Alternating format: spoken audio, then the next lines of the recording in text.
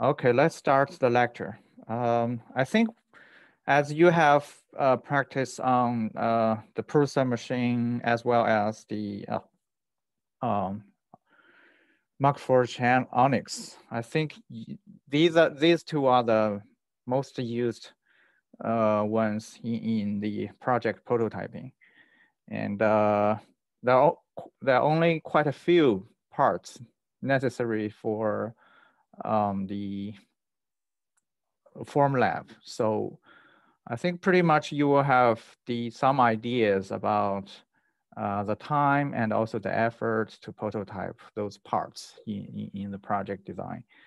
And I think it's a time to discuss it next lecture. I mean, on Monday, we just spent a little time, like 20 minutes something to discuss it. Also, after that, I can release the specification for the course project. What will be the form, what will be the topics, and some of the deliverables, what you want to hand in, right? So I think it's a time for us to think about it. Um, I just want you to think in advance. And also, if there are some necessary parts to be purchased, I can make purchase really soon. And then you can utilize them and play with it pretty soon. All right. Any question regarding the project? No? Okay. All right. Let me share my screen.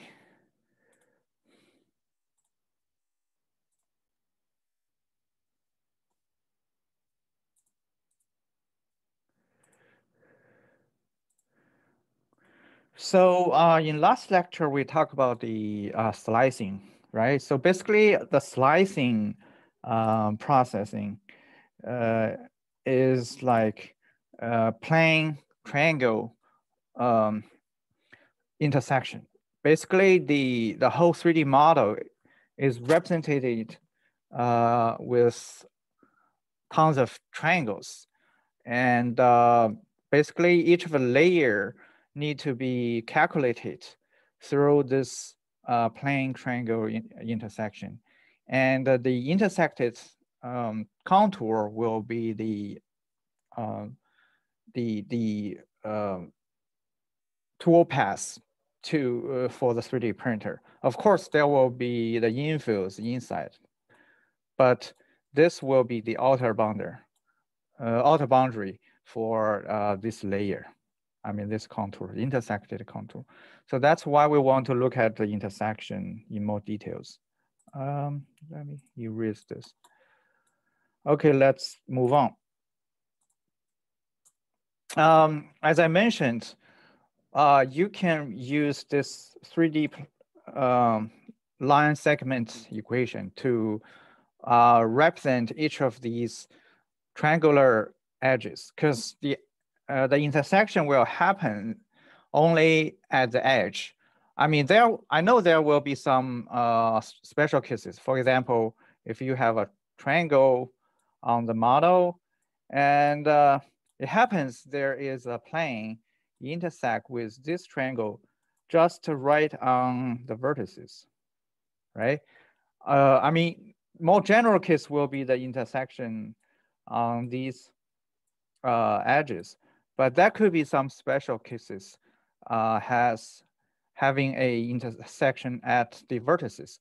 But you can take this special case as one case for the intersection of an triangular edge and a plane. So you can take consideration in the same way as the intersection happens on the edge. So you don't need to worry about it. That's the only cases for the intersection between planes and also the triangular edges. So with this three-dimensional line segment equation, what you could do is basically you put this equation as well as the line equation together to have the intersection point.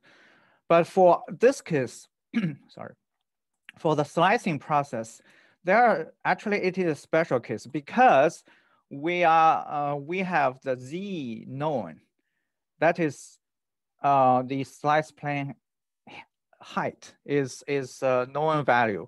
In that sense, you do not need to use the full plane equation to substitute to this 3D line equation. Instead, you just substitute the Z value into this 3D line equation here. And it turns out you can solve X and Y. And pretty much you have two unknowns and two equations. You can easily solve the intersection or trigger points by utilizing this this equation, these two equations. And it turns out you will have the X coordinates and the Y coordinates of the trigger point, and the Z coordinates of the trigger point is known, right? That's the slice plane height. And then you have the X, Y, Z coordinates of the trigger point, and then you have the intersection points, one intersection points. But actually, there are some ways to speed up the computation. But before that, let's look at an example for such a computation. Okay, if you have one edge with two endpoints, and the coordinates of the two endpoints are like this, 132 and 476. Basically, it represents this point and this point. Okay, this is one edge, and this is one cutting plane. So you will, I mean, it's supposed to have a intersection point over here. And what you want to do is use this height, plane height, which is Z equals to 3, and substitute to the previous, basically these two equations.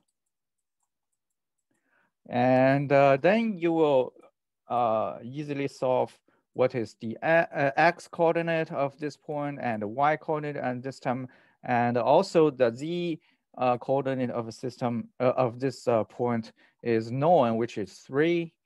And then you have this point, I mean the position of this point. All right. Basically, that's the typical case for you to do the computation, right? But I mean, basically what you want to do is for the whole model, for each of the triangular edges, you want to compute whether there will be a intersection point or not with a given cutting plane. For example, if you have this plane, Z with a height Z equal to 3, you want to check all the triangular edges, whether there's an intersection between that edge and this cutting plane. But if we look at some models, let's say you have a model, you have this triangle, this triangle, this triangle, this triangle. I think it's not like a triangle, but I will try my best to draw it. Something like this. You can imagine that's a lot of triangle on that model, right?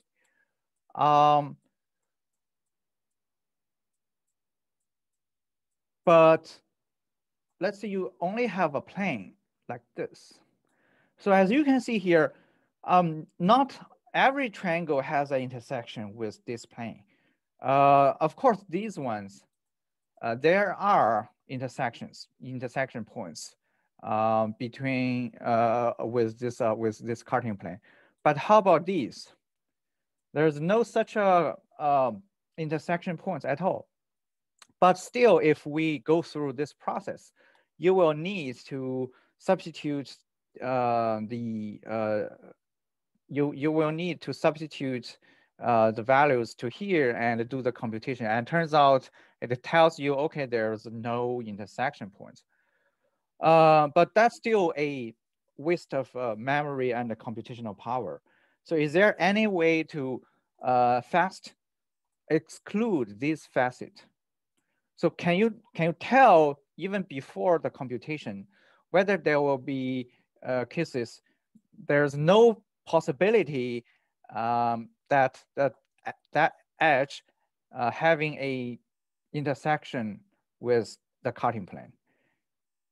Actually, the answer is yes. So basically what you want to do is, let's, again, we use this example. So basically you want to look at the Z component of the two endpoint. So as you can see here, the cutting plane has a Z component, which is 3, and the one endpoint has a Z component 6, and another one has a Z component 2. So basically, Z equal to 3, it is in between of 2 and 6, and only this case suggests a intersection. So just imagine if you have if you have another plane which is Z equal to 8, right? So that means, well, somewhere here there's a cutting plane. It's higher than the whole edge, the two endpoint of the edge. So that means there's nothing intersect between this plane and the 3D edge. So you don't need to compute the intersection at all. Just to look at whether the 2 points, the 2 endpoint has Z component, which are or smaller than Z, or another case, or in this case, if Z equal to 1, basically this cutting plane is all below the 2 point. There is no intersection point as well.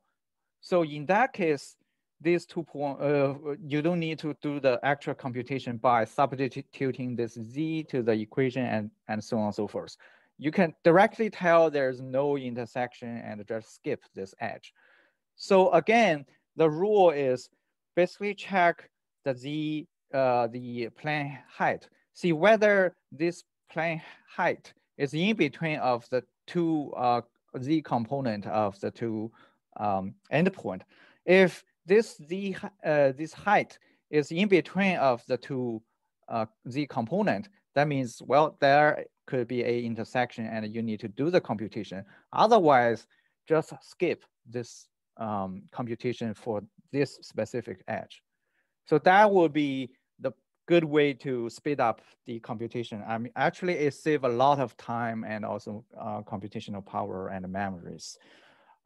Believe me, because I've implemented similar algorithms, plane, triangular edge intersection, and this works pretty good. So any question about this part?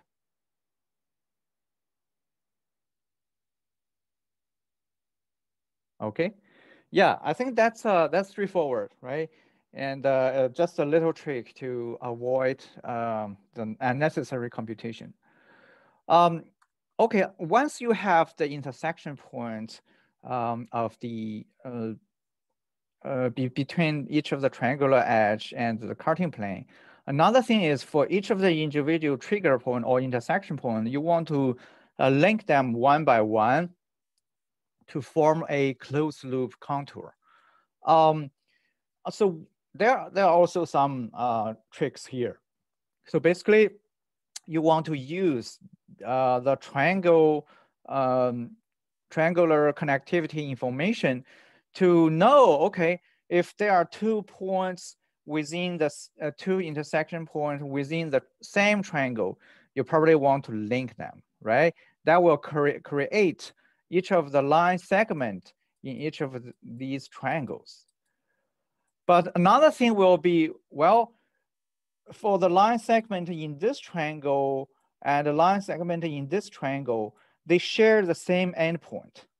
And if you just find the line segment for each individual triangles, you may not know actually these 2 points are coincident to each other. Then you need to do a little matching. That is to find out, okay, this point on this line segment and at this point on this line segment, actually they are the same point. And then you will have a chain, a closed loop formed. And basically that requires a little numerical computation. That is, if you want to compare the position of this point on this line segment and this point on this line segment, and see whether the distance is smaller than some preset value, which is a very small value. And turns out using this, you could link those line segments and form a closed loop. Basically, that's the last step to have this contour. Any question about this connecting dots? Okay. Okay, that sounds good. That's why sometimes you will have problems if, let's say, you have a model, but there's a hole, right? And then you make a plan to cut it, right? And turns out this is the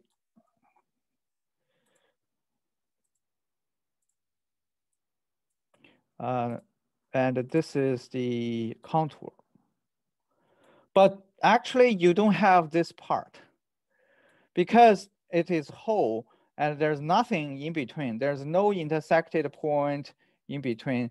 And that could cause the problem because that might make the loop incomplete. It's not a closed loop anymore. So you will have this part missing. So in the early age of the development of 3D printing software, they cannot handle this case. Basically, they will assume the input model is a closed model. There's no holes there. But currently, there are some more advanced software. They could handle this case automatically. Basically, if they detect any disconnectivities, for example, it will go through this contour and figure out, okay, there are some disconnectivities in between of the 2 points. And they will automatically link the two by connecting a straight line between this point and this point. At least make it a closed loop. But that may not be the good case. So before you send this to the slicing software, you want to check your model and make sure the model is correct and there's no holes or gaps on it, such that you will have a error-free contour for the slicing. All right.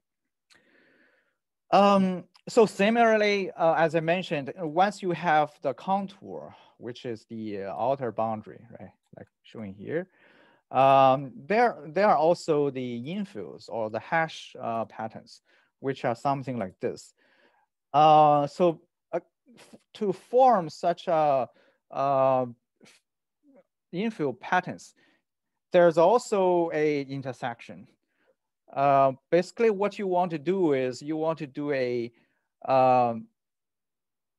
plane contour intersection along the X and the Y directions.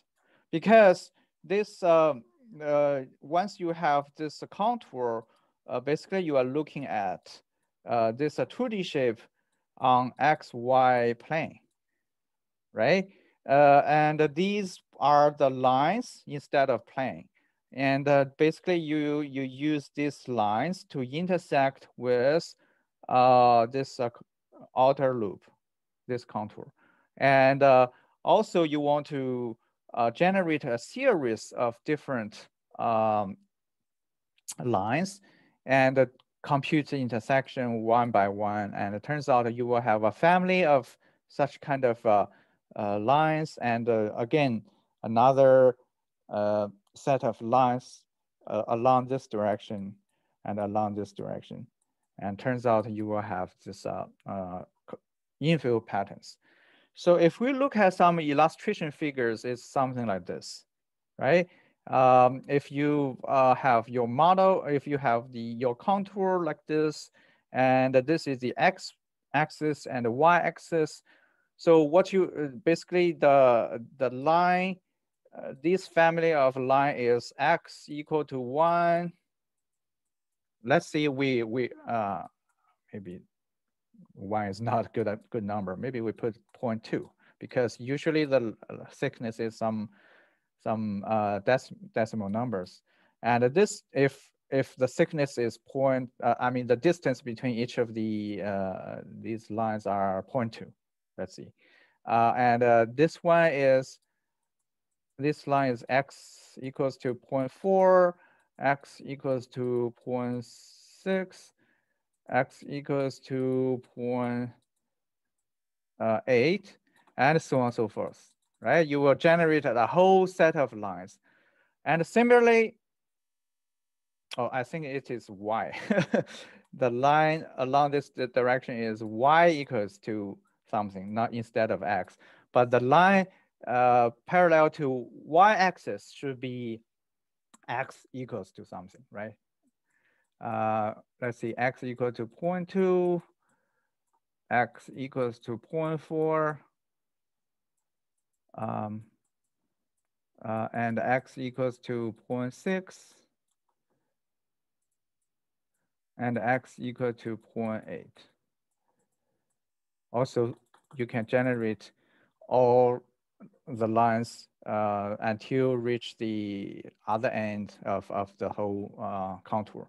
And use this to do the computation of intersection with the contour and find out these intersection points. So that's how you do the computation to find out the infill patterns, right? Similar to what you have for the slicing. But in this case, you are working on a 2D shape. So that's a 2D line intersection instead of a 3D line with the plane intersection. Okay, any questions so far? Okay, sounds good. Let's move forward. So another thing is you usually want to generate the bounding box to do those computations. So a bounding box is like the minimum size box which will cover the 3D model you have. And what you could have is you will check what is the minimum and the maximum x, y, and z coordinates values individually. And then you can generate a bounding box. So this bounding box is like you have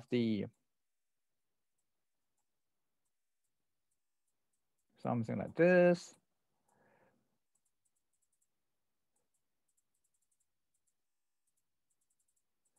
And this is the coordinate system, x, y, and z.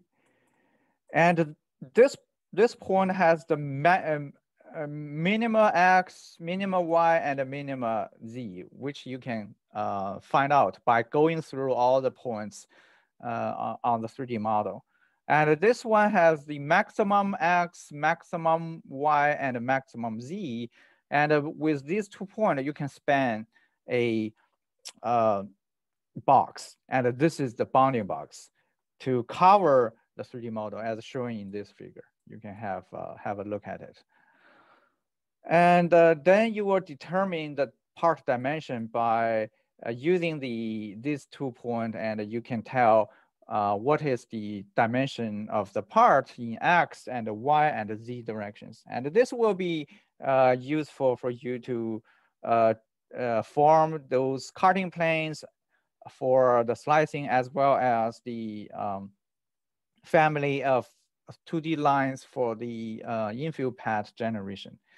So that's another very little computation aspects in such a computation.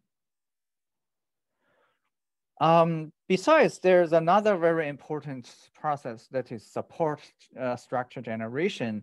And also it requires some little computation method. So we have the, let's say you have this T shape, right? And this is the bottom and this is the top. You want to build the part from bottom up, right? So turns out you will find these regions need to be supported, right? Because there's nothing down there. And if basically you want to build up a block of material here, another block here, and similar here, and same thing here. That is for hold these regions in order to prevent the falling of these regions. So, but the question is, I mean, it's easy for us to tell by just looking at this simple shape, but how the algorithm, support generation algorithm or software knows this requires support. So how to mathematically define the regions which needs support materials. So there are very simple criteria. That is, if you look at the model, and because the model has each of the triangle to form the whole shape, and as we mentioned previously, at each of the triangle there is a normal vector associated, right? Basically, you want to check the normal vector for each of the triangle and check its z component of this normal vector. So if the z component of the normal vector is negative, basically that suggests these facets is pointing downward to the build direction. I mean, with respect to the building direction. In that sense, that requires support. That's a very simple criteria to make judgment. But in reality, in the real case, they probably will check even more. That is how much it points downward, right? Usually there will be some angles. Basically, if there's only quite a bit, for example, if you have a little, let's say the building direction is like this, of course you build a shape like this. Let's say it's like a pyramid, right? If you build a model which is a pyramid shape, basically it doesn't require any support, right? Because each of the layer will be supported by its lower layer, right? That there's nothing wrong.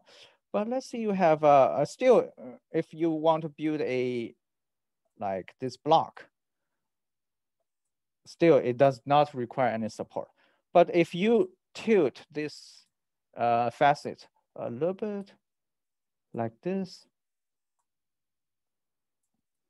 so there are some regions which will have the normal vector, something like this. That means it has z component pointing in opposite direction of the building direction. But still, because this tilt angle is small, this angle is small. In that sense, probably it can still support itself without printing without requiring the support material. But if you further tilt this facet towards this direction, then you could have some really, oh, I think I need to find another place to draw it. It's too narrow to draw it.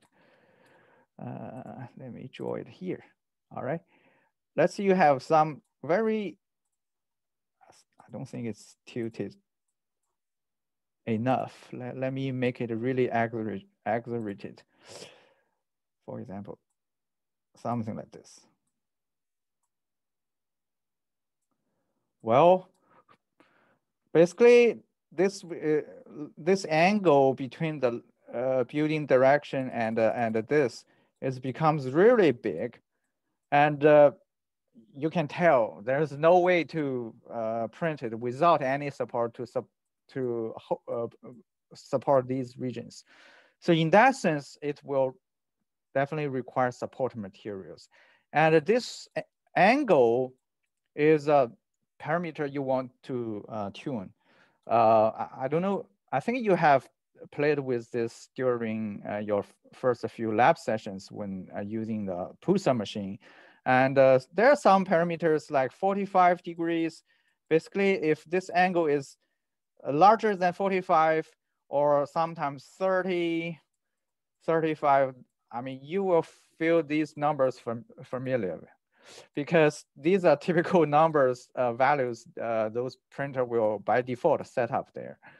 And also it depends on the temperature, the feeding rate, the nozzle moving speed, also the material property as well.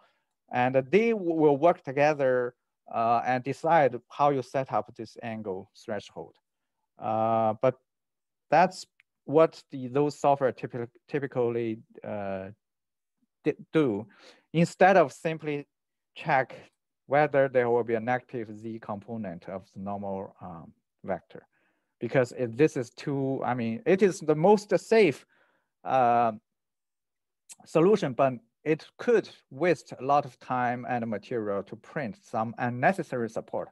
For example, in this case, probably you don't want to print any support, set up any support material to be printed.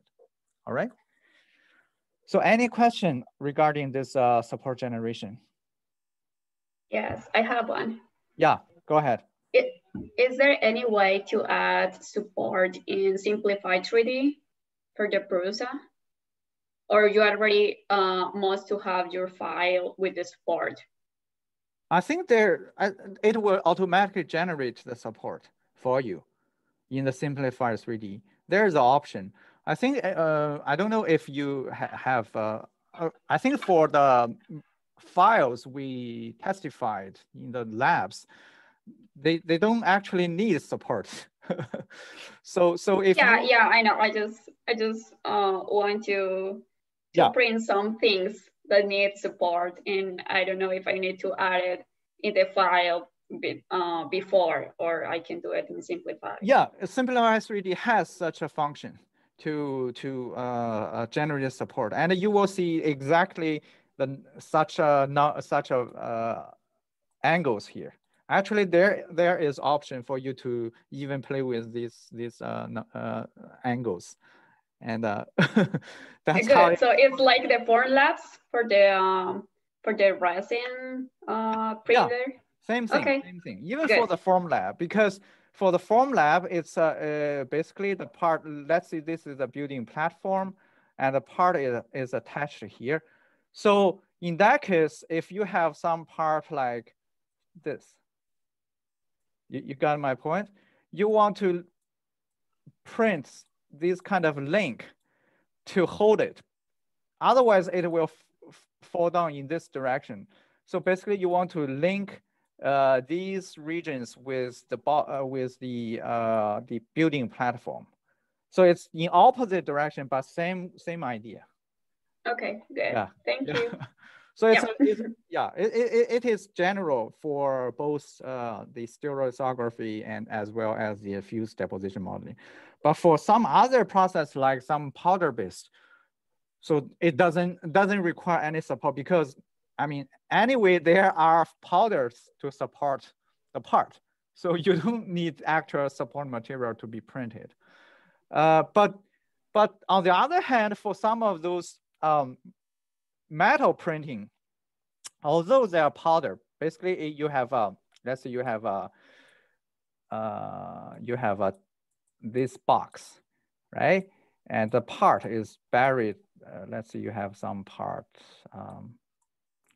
I would say something like this, and it is inside the box, and these are all powders, right? But sometimes you still need to print the support. But the reason for printing this support is not for for supporting the part from falling down, because they are powders, always powders. No need to be worried about these. Instead, you want to transmit the residual heat from the built part to the bottom platform, such that this will be cooled down soon. Otherwise, if you do not have these links, the region here, there will be the residual heat still there, and that will, it turns out, deform the shape. So you can see, even from different, even there are different reasons for you to use support, but still there are similar computational algorithms to generate them. So this is a very interesting aspect, and I will give you more detailed introduction in the later lectures for other different processes. All right. Okay. Yeah, Any other question? Yeah, go ahead. Okay. No. Okay. Let's move on. Let me just clean up these messy drawings. Okay. All right, let's move on to the next page. So here shows you a typical algorithm in the software to generate support. So basically, this support generation is from top to the bottom. So what it does is it will check for one layer. Basically, there's a loop, right? And this loop starts from the n-1 layer. That is, you will know, I mean, for the top layer, that will be supported by the lower layers. So there's no need to generate support material for the topmost layer. But it starts from the second top layer, and until it goes to the end, I mean, the first layer, right? So what it essentially does is basically you want to check, okay, what are the support for the layer on top of you, and what are the building material requires for the layer on top of you, and then minus the support required for your current layer, and that will be the support, I mean, minus the build material for your current layer, and then the rest will be the support material to be printed at the current layer. So if you look at this example, you want to look at what, for example, we look at the layer 6. What are the support to be printed at layer 6? So first, see what are the support material for layer 7, because layer 7 is the topmost layer. So there's nothing, no support for layer 7. And what are the build material for layer 7? Oh, that's the whole line, whole block, right? That's the build material for layer 7. Okay, and then we minus the build material for layer 6. So that is this region, and this region. So you minus these. And it turns out you will have such a pattern. So that means here and here, no, instead of here. It's here and here that require support. That's the material to be printed. That's the support material to be printed for layer 6. So similarly, you will look at the layer 5, and this is already the what layer 7 print, and what are the layers, and this is the build material for, basically this is the support material for layer 6, right? This is support for layer 6, and this is the build material for layer 6, and this is the build material for layer 5. Add the two together and minus the build material for layer 5, and turns out you will have a support material necessary for layer 5, which is this region. And for all the rest layers, they're the same case as layer 5, right? So that's how you generate the material to be printed for each of the layers. It's a little anti-intuition, right? It's kind of, because the building direction is from bottom to the top, but to calculate the support material for each of the layer to be printed, it's the inverse way. That is, you figure it out from the top to the bottom. But if you go through this, you will find out it makes sense, right? So another important, another important information for you to estimate the printing time is you want to compute the area of the slice. And that will give you some idea about how much time it is necessary to print that layer. And to compute this layer area, you want to use this equation, right? And you want to be careful that is this area has a sign. So for a counterclockwise loop, this area will be positive. And for a clockwise loop, this area will be negative. And if you still remember, when we define the loop directions for one layer, for this outer layer, outer boundary, it's in the counterclockwise direction. And for the interior loop, that is holes, that's the clockwise direction. So because we have defined this previously, when we compute this area, it will automatically, basically the area of this will be the area of this. Basically, you first compute the area using this outer loop, and it is a positive one. And then you use the inner loop to compute the area, and that is something like this, but that's a negative one. So it turns out the area of this will be the positive plus this negative, and that is the area of this minus this. And turns out that will be something like this if this is taken out.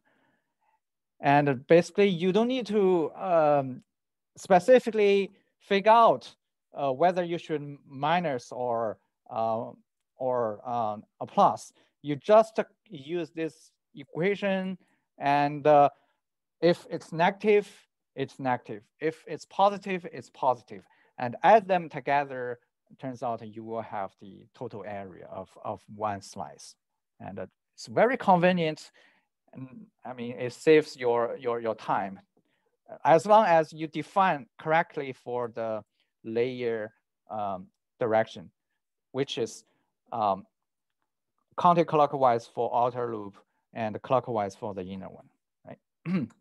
So here it shows an example. You can compute it by going through this. This is a clockwise direction loop, right?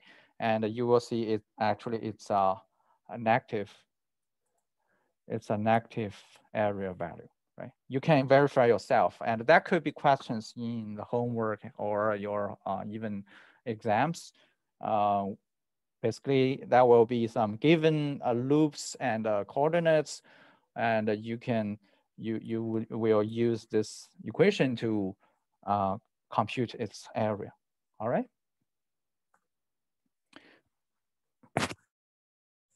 So the total build volume are composing of several aspects. So basically, of course, the part volume is very essential, right? So what you want to do is you want to compute the area of each layers and sum the area of all slices to have the total slice layers. But that's only the area of the slice. Another thing is you want to have the volumes, right? So that will be computed using this total slice area and multiply it by the layer thickness. Then you will have the total build layers, right? That's the total building layers. And that could be used to estimate the material cost. So you will see, I mean, when you use the simplified 3D, it tells you how much material to be costed once you complete the process of the 3D file. And basically this kind of computation will be the foundations. Of course, there will be some some other option, I mean, little editing to this volumes because of the, there will be some extra material consumed, but not for the building of the part. And basically it can be estimated as well according to each of the manufacturers of the 3D printer, right? They will know what is the exact actual material costed. But more or less, this will be some basic understanding of the total building material, all right? Also for the support, once you generate the support material, you need to also calculate the support volumes as well. And then you will have another understanding about the build material. But for the building time, it's not that easy, but because there are multiple different processes in the building time, because to draw the contour and to draw the infill are different motions. There could be different speed and also scan speed and also the other parameters. And it turns out it will highly depending on the processes. So another thing is once you print complete the printing for one layer, you want to lift your nozzle by a layer thickness, and that takes different time than you scan in the XY direction and draw the contour. So that'll be calculated separately, and add together, you will have a process total build time for a part. And again, I mean, the 3D printer manufacturers knows the best about the build time, because they probably conduct many tests to figure out these times and add them together, right? So the final thing I want to mention is the 3D nesting. That is when you build multiple parts, definitely you want to organize your parts well, such that it will take the minimum build volumes, and that saves time for you to build. Because if you build the part in different passes, that will consume extra times. But if you could wisely arrange them, for example, some software will automatically help you to do the arrangement and make sure these 3D parts are packed well. And but that's a hard computation. I mean, sometimes even this shows the minimal material and time to consume, but still it could cost the building quality become lower. And that's another consideration, because these different parts are put upon each other, and that may require some support, which could be avoided if you build in different passes, right? And basically, it's a complex decision to make, not just a simple computation software could help you. Sometimes the designer, the user themselves need to make decision, right?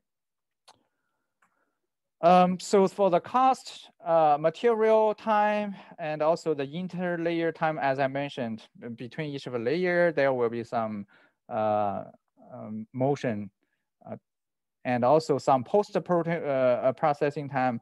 Once you take out the 3D prints, you want to beautify it, remove the support, and so on and so forth. These are all the components you want to take into consideration. And sometimes the post-processing time is even longer than the printing time, especially you have a large amount of support material necessary. So you will figure out that's not a desirable thing. I mean, for removing the support and make sure the surface quality are better, I mean, sometimes you need to sand it to remove the actual attached support. And sometimes you just don't want to have support if the surface quality is really essential. In that sense, you want to really find a way to reduce the consumption of a support material. And that's actually where the computational methods are looking at to reduce the need for support material. And sometimes you want to add support material at the regions where it is not that important for your purpose, right? But just to simply give you some idea about those computational elements in 3D printing. Any questions so far? No? Okay, I think we can have a break and let's resume at 11:10. All right.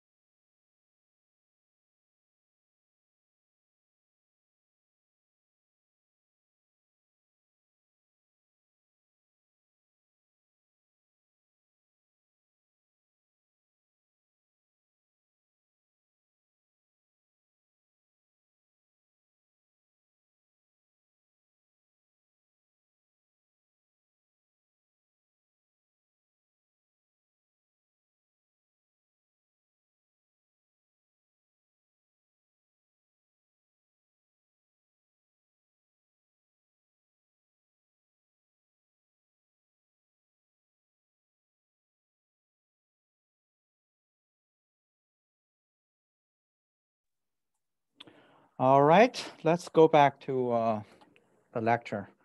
And we have just completed the computational aspects of 3D printing. And there will be a homework too regarding some of these questions we have covered in the lectures. And again, the due time will be, I think, next Monday, 10 p.m. All right. So you have a full week to complete it. So let's move on and talk about another different 3D printing processes, which is the photopolymerization process. And let me share the screen.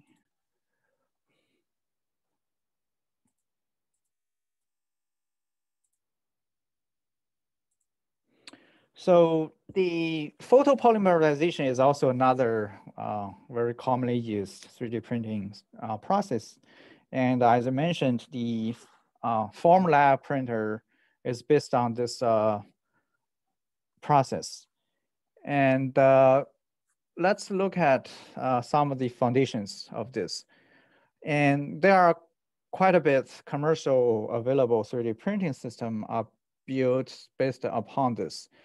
But they all share the similar concept. That is, they cure the liquid photopolymer when these polymers are exposed to some light with appropriate wavelengths. And then basically these liquid photopolymers will be cured again layer by layer, and by repeating this process, you will have a whole 3D model produced. So actually, there are two big families of this process. One is the vector scan. Another one is projected image. So if we look at this illustration figure, so the vector scan is like you have a light source, and there will be a lens system and a reflecting system. So basically, these lens system will guide those light beams to scan in the right in this tank, and by scanning certain patterns at the platform in the tank, there will be material cured, solidified, and turns out the 3D shape will be built. So that's the vector scan. So you can imagine in the fused deposition modeling, there are printing nozzle move along different passes and extrude material and accumulate layers, right? So this in this vector scan based processes, instead of having a physical, having a mechanical nozzle there to accumulate material, here it is the laser move in different direction and cure the liquid material inside this tank. So you can see the similarity, but they are also quite different, right? Because of the working principles. But you can understand it by thinking of it's kind of a light nozzle, a laser nozzle instead of a mechanical part nozzle, right? So another type is newer, which is the projected images. So in this case, the image will be projected through a projector. So this here is a projecting system. And instead of using a laser beam, it will be a whole image projected onto this tank. And this image will be serving as what the laser does to cure the material, liquid polymer material. And basically, this image is a black-white image. Black region means there's no light. White region, that means there are light energy there. So the black region, no curing happens, and white region, there is curing. So here shows the two different methods. One is the vector lasers. Another one is a whole image to be projected. And but still, the energy source is light. The build material is the photopolymers. The only thing is how you use this light source to cure the material. So let's look at the original stereolithography developed by the 3D system, which is the vector scan-based process. And let's see how it works. As you can see here, these light beam is scanning along some the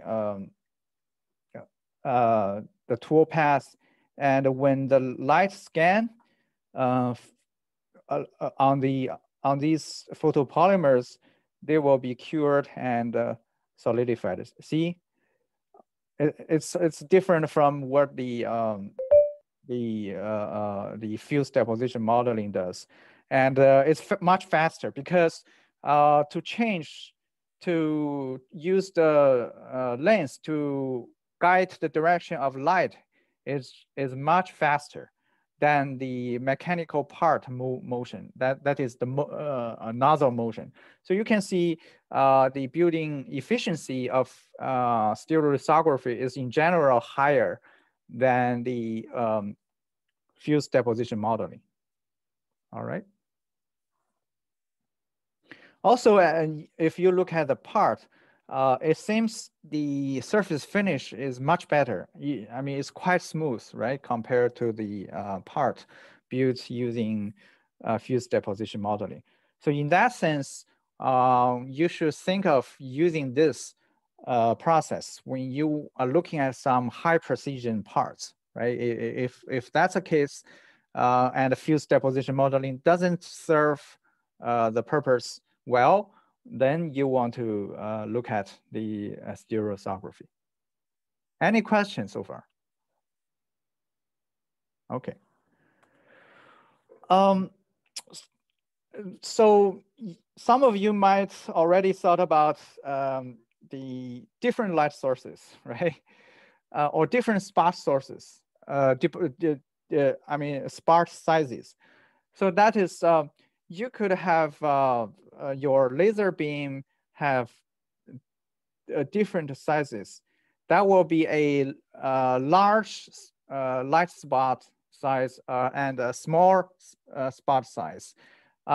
Because for the large size, probably you want to fill some large regions quickly. And for the smaller spot size, you want to set it up to cure some fine features or some high precision regions.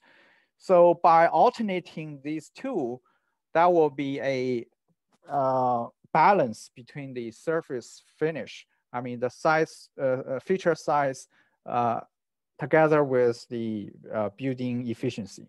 So that's a very interesting concept, that is alternating the lasers, I mean spot size.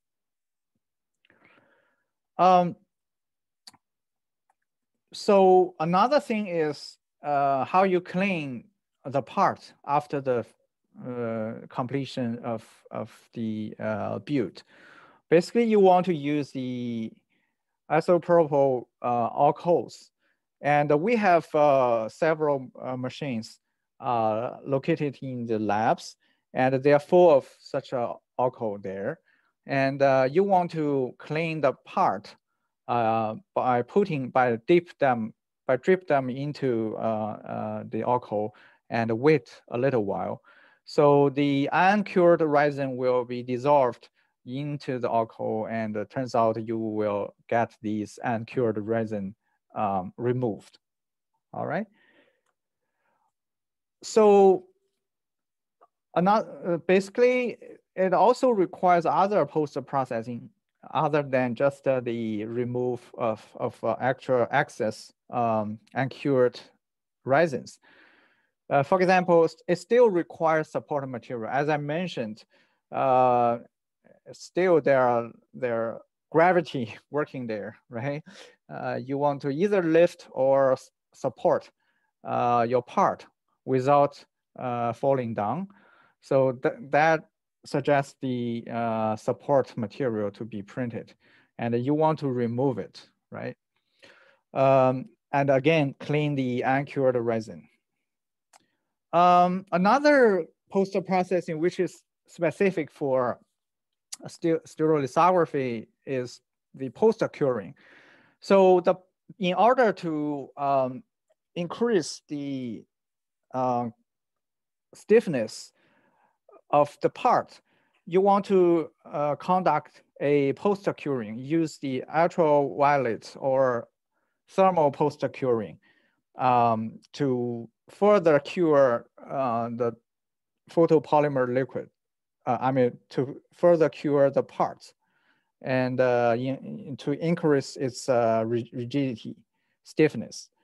And we have such a post-processing need to be done as well. And we have the a furnace also on the table. So you want to, no, it's not a furnace. It's a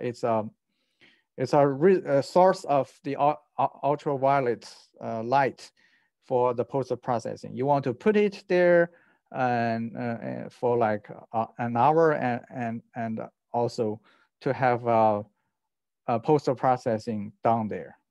And basically we have we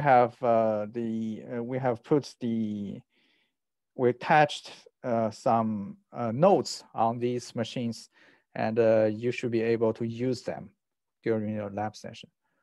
Of course, you can always sand it to have a better surface finishing and do other post-processing like priming, paint, and plating, and so on and so forth. Right.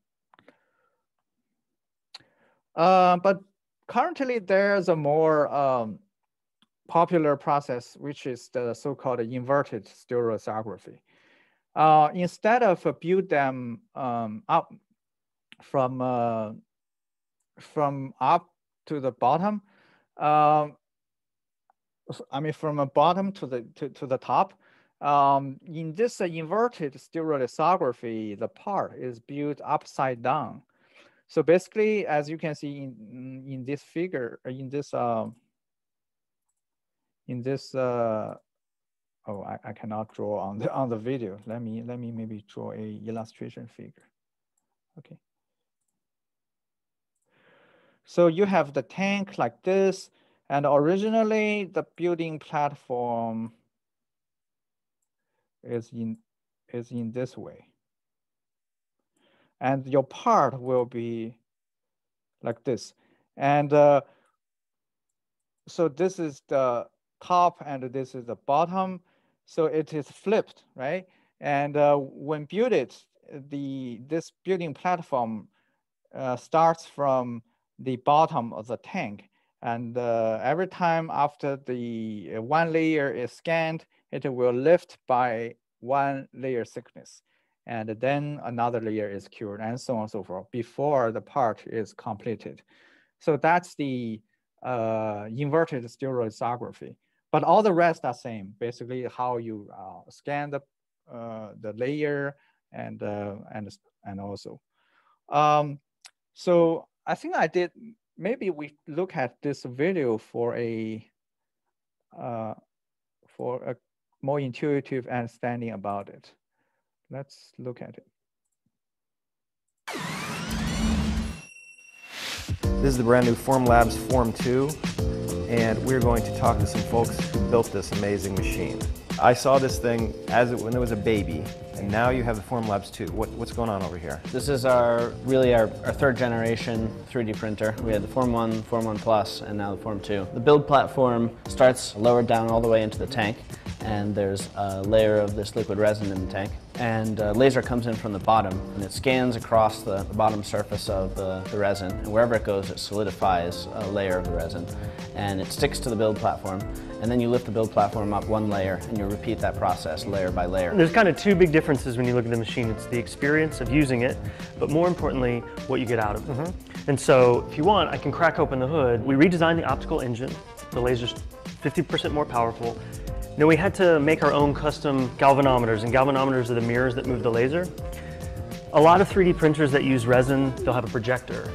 Now the problem is with the projector is you can only get really small parts. And like, we're literally talking like a DLP projector. Right, exactly. And what you're seeing right now is it's drawing the laser. The next thing you'll see is the tank will slide. Oh, I think for some reason it got stopped. Let's It's ready to. And when you do that, that's the lowest force possible. The next thing you'll see is the tank will slide. That's because it's separating the part. And when you do that, that's the lowest force possible. It means that you can print really thick parts, you get really high detail. The big thing I think is there's a ton of technology that is really sophisticated, but we've tried to keep it really simple. So this is preform, and this is how you get your prints ready to print on the Form 2. One of the new features is a feature we call one-click print. So I can actually go and open a few files, and with one click, it will lay them out, put them on supports, orient them. So again, just trying to make it really easy for people who want to use the printer. When we built the Form 1, we were building really the simplest stereolithography machine you could build. We stripped it down to the most basic set of components, and part of that is we wanted to really make the thing as simple as possible, and part of that was what we could build at the time with the resources that we had. Since then, we've shipped thousands of them, learned a lot from our customers, and now we have the resources to build really the desktop stereolithography machine that we wanted. So you went from the easiest to build with the most common parts to something that's a lot more complex, right? Yeah, a lot more complex, but actually easier to use. We think that the Form 2 represents like a third generation of 3D printing, where in the beginning, since the 1980s when 3D printing was invented, people were building these industrial machines, really big, expensive things, hundreds of thousands of dollars, that were used when somebody needed something that only 3D printing could give you. And then around 2008 or so, people started to build these desktop machines, and we got really excited about that, and it was amazing to take the capabilities, some of the capabilities of these big machines and put them on the desktop. But most of the people using them were sort of either hobbyists or using it because they were excited about the technology and not yet getting a lot of value out of it. And so we think with the Form 2, we're entering sort of a third generation where we combined the capabilities of those industrial machines with the desktop machine. And yeah, you're actually able to make objects now, whereas before it was sort of, you're almost making models, I guess you could say, right? Exactly. Interesting. All right, Max, thank you very much. This guy will be available in October. Your pre-orders are happening right now. I'm John Biggs from TechCrunch. So, I mean, this is already a video, right? They just launched their Form 2 3D printer. I think we have exact Form 2 in our labs, so you will see how it works. As the CEO mentioned there, so basically this process is built upside down, and when after one layer is scanned, it will lift up by the one layer thickness. But you also notice in the video, let me show you where it is. There is a sliding there's a sliding of the. That's because it's separating. See? That's because it's separating the. See this motion? There's a sliding of the tank. I think this one's not the right one. Let me show you. And part of the resources that we had. Since then, with the 3D printing was invented. The Form 2 represents like a third generation, easier to use. The tank we think that is slide. So this is exactly what he mentioned. That is for separating the part from the bottom of the tank, because in this way, the part is always attached to. I mean, this side of the part is always attached to the bottom of the tank. Although they coat the vat, the bottom of the vat or the tank with a PDMS, which is like a Teflon layer that will reduce the attachment between the part and the bottom. But still, there will be requiring a separation. And this sliding motion, just shown in the video, actually it does the job to separate the part from the bottom of the tank. So that's another very interesting steps, which the original stereolithography does not have, and you want to keep in mind as well. So I think I asked the question, what's the benefit to build a part upside down in this way? And I remember there's one student answer it. Can you still record the answer? What's the reason? What's the benefit? What could be the benefit? Anyone?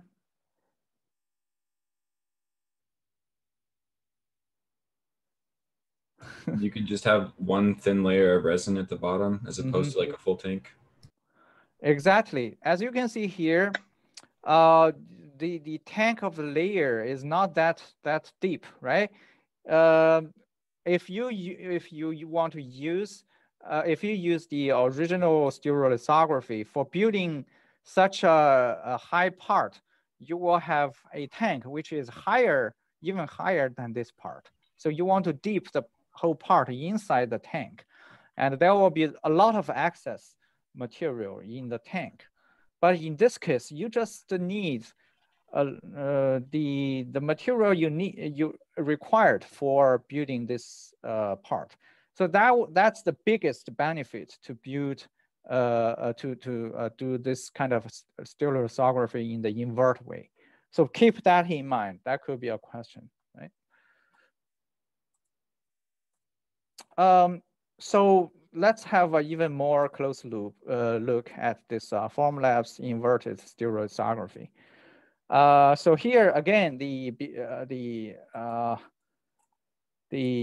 comparison between the top-down and the inverted one, right? There are a lot of difference. So for the laser source, the original lithography, stereolithography in 3D systems machine, it's the industrial grade laser sources. But for the Formlabs, it has a very low cost Blu-ray laser diodes. And that actually cut the costs quite a bit. And that make it commercial available. I mean, consumer available. It's not just for the industry applications, but it could be some desktop ones for the individual consumers. For the lasers 3D systems, it is projected from the top to the downside. And for the Formlabs, as I mentioned, it's a bottom-up direction through the window, right? But if we talk about the size, 3D systems SLA can build really much larger parts. On the other hand, the Formlabs can only build relatively small size. So what could be the reason you could think of? Any idea?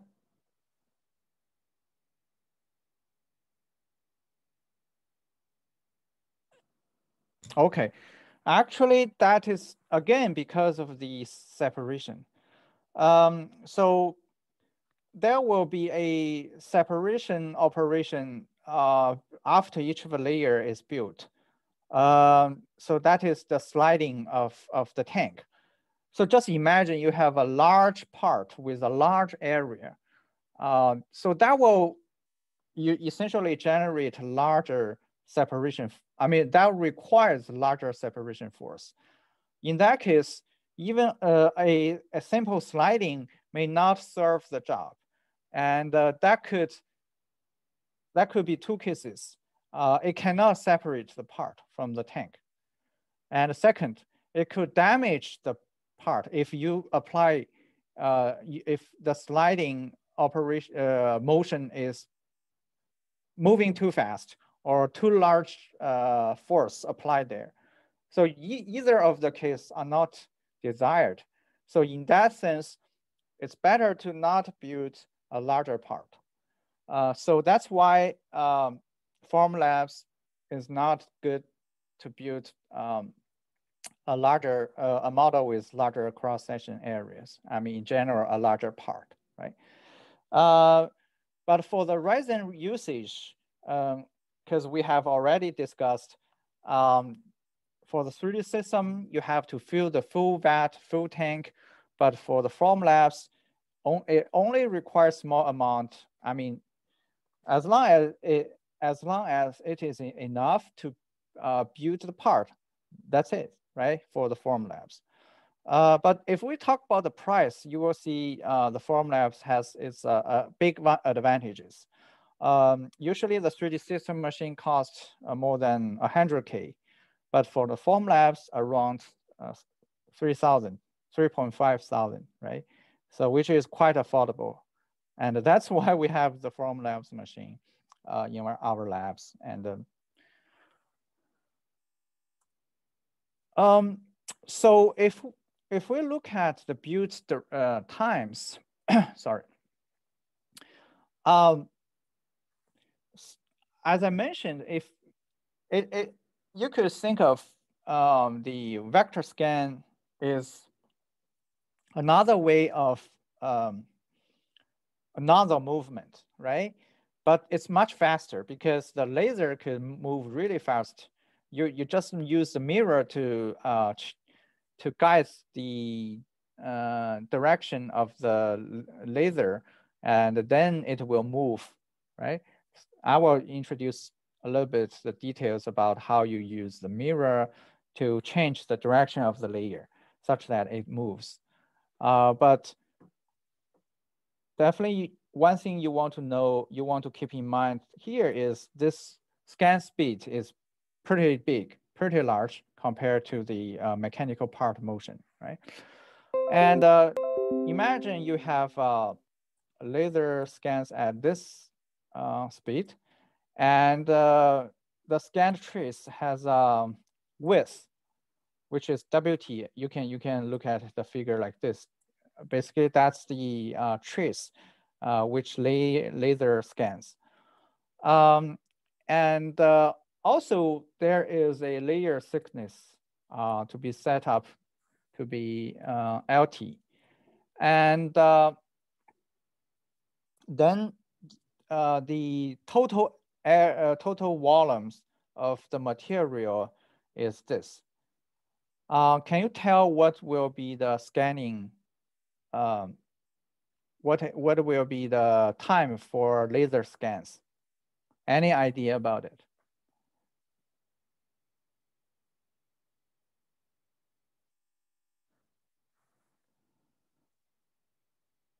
Okay. So as you have the linear scan rate, together with the trace width, also the thickness, you can easily compute the volume scan rate by put the three terms together. So the volume, let me use this VLS as the volume, which is the volumetric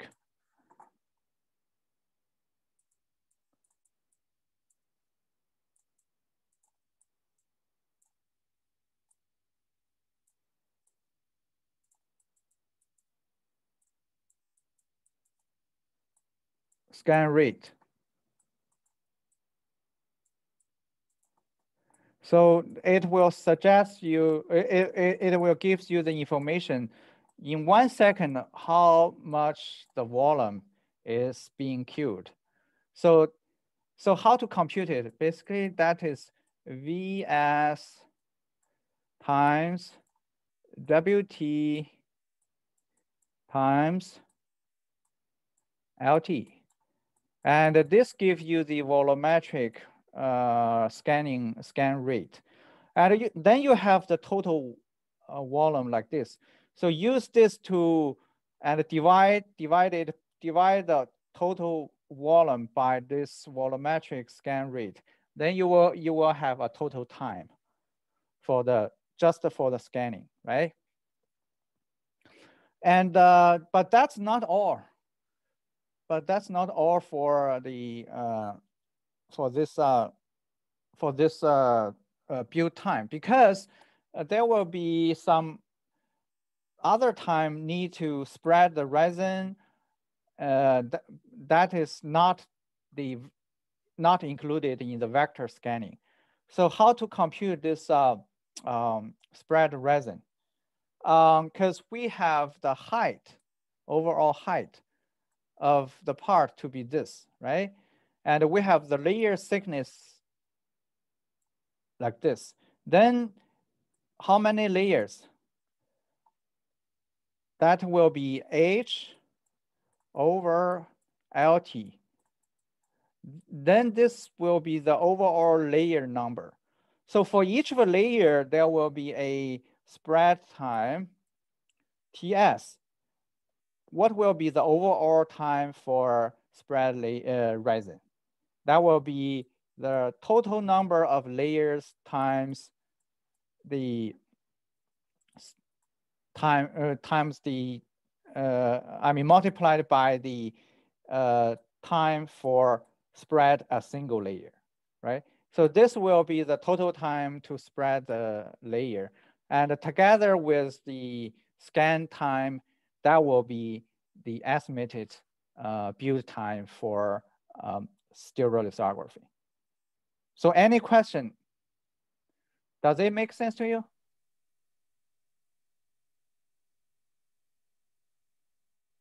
Hello? Yeah, go ahead. What does the H over LT stand for again? Okay, so I didn't write it here, right? So let's say you have a part, right? You have a part which has each of a layer to build. And basically H is what? Is the height of the overall part, right? And what is LT? LT is the layer thickness. That is it's really hard to draw here, but that's this layer thickness. Then if you use H and if you divide H by the LT, what you essentially have will be how many layers you have. So you will know what's the number of layers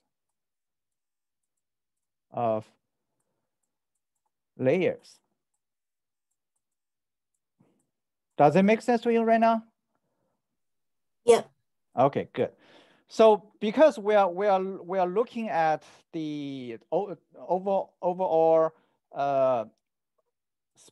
time for spreading resins, and you also know for each of the layer there will be one spreading of the resin, and then to compute the overall time for spreading resin, then you need to know the overall number of the layers. So that's why we need this H over LT and multiply it by the time to spread the resin for single layer. And that will be the overall time to spread the resin for the whole model. All right, any other question?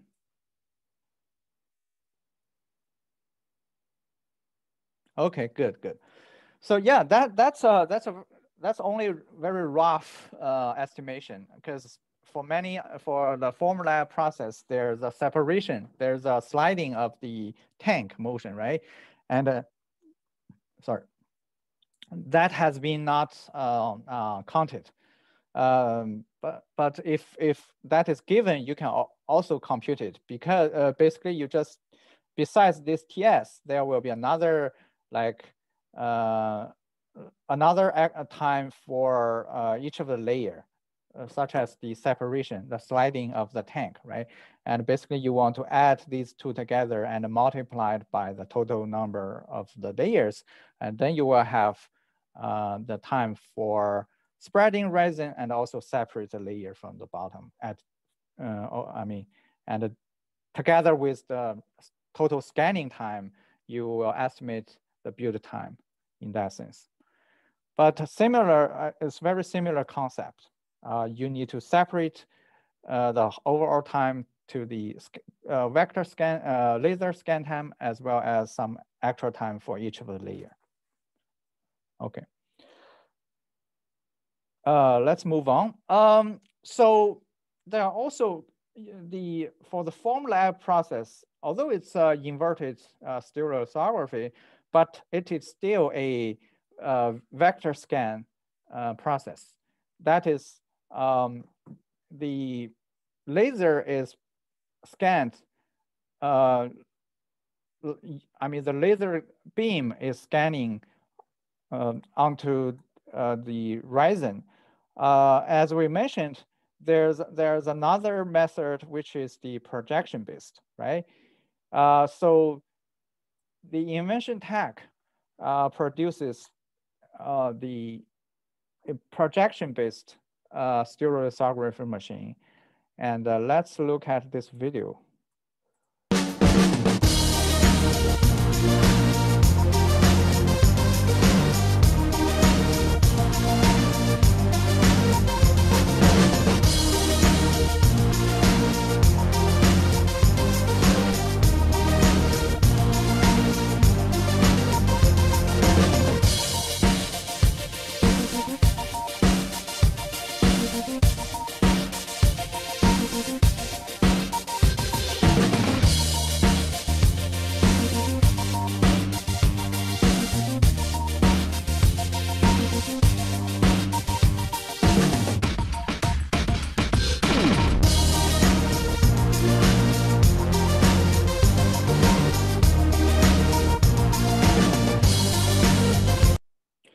So how do you feel about this process compared to the Formlabs?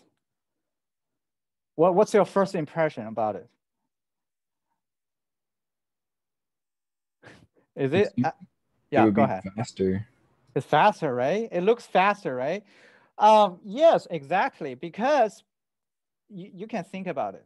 For the Formlabs, it's still, you have the laser beams draw those patterns. The contour and the infills and so on and so forth.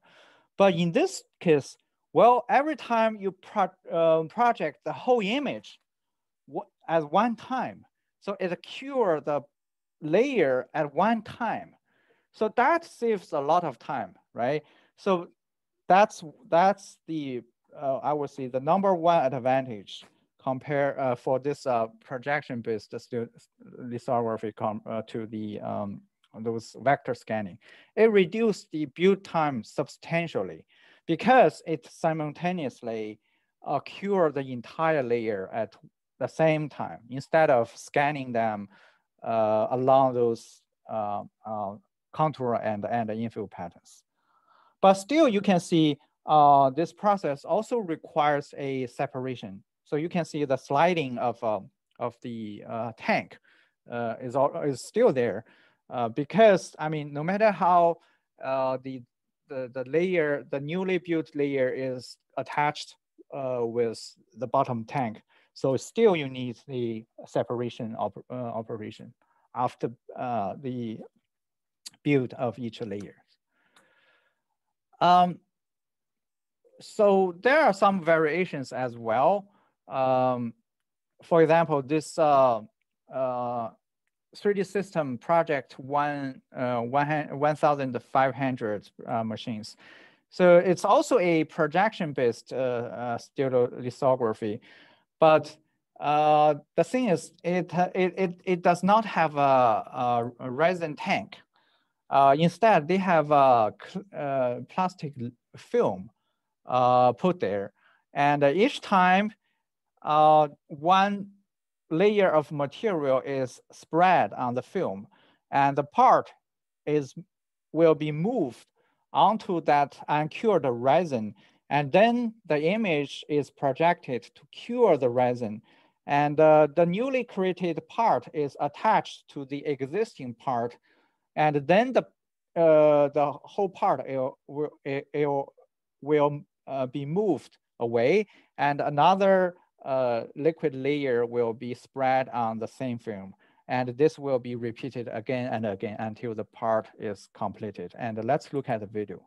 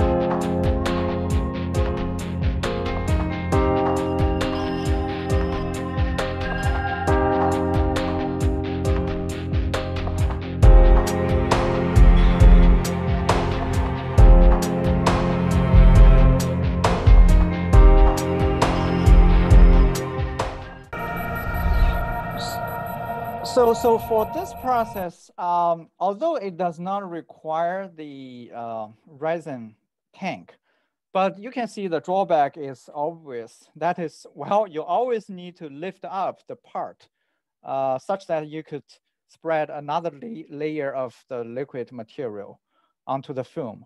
And this lifting part is kind of annoying, right? It consumes times. And it could cause the accuracy issues because you lift it up and move it back for the curing. And this motion could introduce some precision errors. So that's the drawbacks compared to what the invention tag does. So I think we can stop here. And in next lecture, we will continue the introduction of the stereolithography. And we will talk about some of the details as well, especially also some computational aspects, because you really want to know whether the laser power is good enough to cure the layers, and also whether the layer thickness you are desiring could be achieved using such a laser power, and also the spot size, something like this. And we will go to the details to look at it. But before we end our class, any questions so far? I know it's a little overwhelming for you guys from a computational part to a new process. Any question? Okay. Okay, I will post this lecture notes as well as the homework too afterwards. All right. So that's the end of the lecture. Thank you for your attention. Thank you, Professor. Yep. Thank you, Professor. Have a good week. Yeah, you too. Have a good week. Yeah, you too. Okay, see you guys. See you.